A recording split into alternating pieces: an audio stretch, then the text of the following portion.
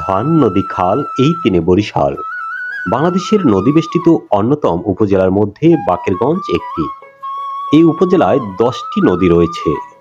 দেশের আহরিত ইলিশের বিশাল অংশ আসে বাকেরগঞ্জের এই নদী থেকে। নদীপাড়ের মানুষের অধিকাংশের পেশা জেলে বা মাছ ধরা। সুপ্রাচীন কাল থেকেই বংশ পরম্পরায় মাছ ধরাকে জীবিকার উৎস হিসাবে নিয়েছেন তারা।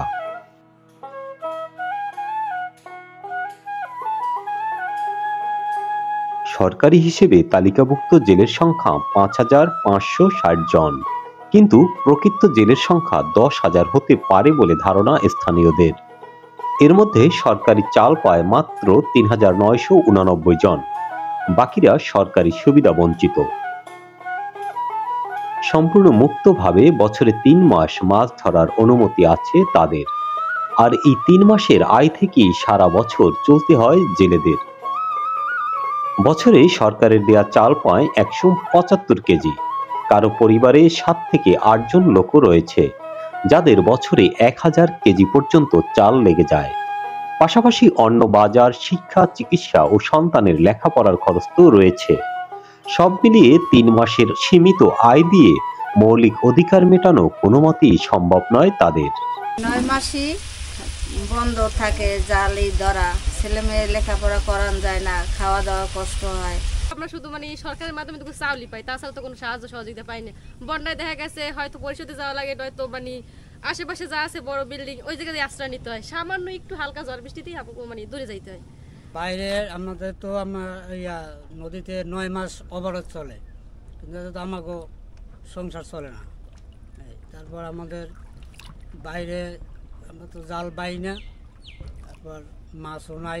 ঝড়, বৃষ্টি, নদী ভাঙন সবকিছুর সাথেই লড়াই করে টিকে থাকা এখন তাদের দায়।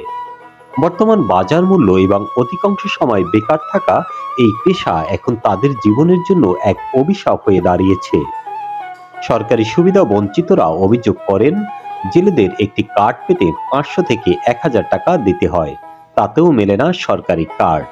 কেউ কেউ আবার অভিযোগ করেন রয়েছে স্বজনপ্রীতি।